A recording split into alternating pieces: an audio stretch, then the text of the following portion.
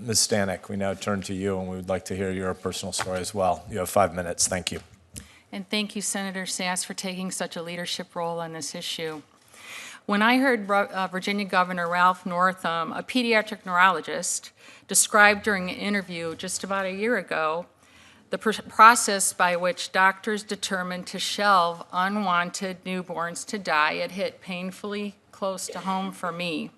He said, and I'm quoting, and this was in regard to a question by the interviewer on what is done with survivors of third trimester abortions. If a mother is in labor, I can tell you exactly what would happen. The infant would be delivered. The infant would be kept comfortable. The infant would be resuscitated if that's what the mother and the family desired. Governor Northam was right. That is exactly what happens. I know because I cared for a dying baby who was on the other side of this decision. My experience was 20 years ago, but as Governor Northam made clear, it could have happened, and it probably did happen yesterday. I was a registered nurse at Christ Hospital in Illinois when I learned to commit abortions into the second and third trimesters. The procedure called labor induction abortion sometimes results in babies being aborted alive. It will help to understand how babies can survive abortions by just explaining this procedure. When a mom is pregnant, her uterus is shaped kind of like a hot air balloon, and at the bottom is a cervix, an opening that's supposed to stay closed until you're about 40 weeks pregnant. For this abortion procedure, the doctor inserts a medication that forces the cervix to open early. And so the baby, in essence, just falls out of the uterus. And what we're talking about are second and third trimester babies. They're fully formed, but they're small. Some doctors will kill the babies ahead of time by injecting a medication through the mother's abdomen or potassium chloride into the baby's heart, but many doctors don't. Christ Hospital did not. In the event a baby was aborted alive, he or she received no medical assessments whatsoever, but was only given what the hospital called comfort care, made comfortable, as Governor Northam described.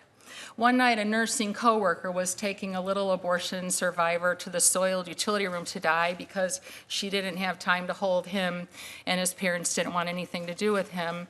And so when she told me what she was doing, I couldn't let this baby die alone, and so I cradled and rocked him for the 45 minutes that he lived.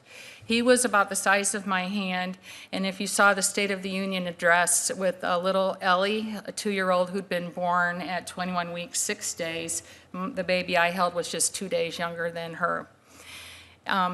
I couldn't tell toward the end of his life if he was still alive unless I held him up against the light to see if I could see his heart beating through his chest wall because their skin is so thin at that age.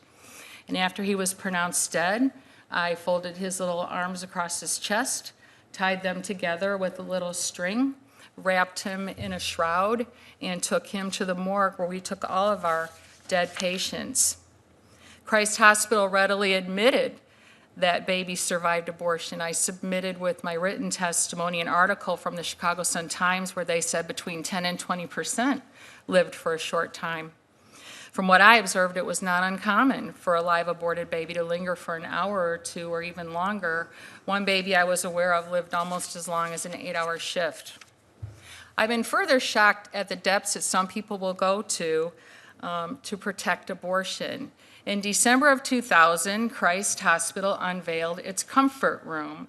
So no longer did nurses take babies to die in the soiled utility room, they now took them to the comfort room. And I submitted pictures of the comfort room that I took that I think all of you have before you at the time.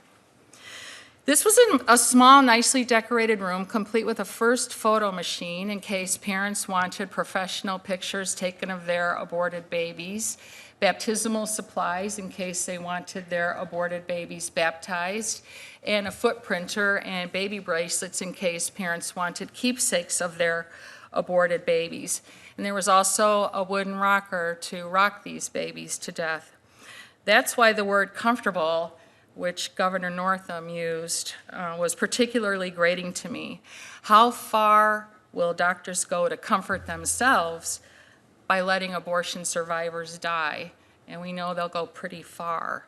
Clearly, little abortion survivors desperately need Congress to pass the Born Alive Abortion Survivors Protection Act to provide them with legal medical protections and not leave open the decision whether they live or die. Thank you. Thank you, Ms. Stanek. Thanks for sharing your story.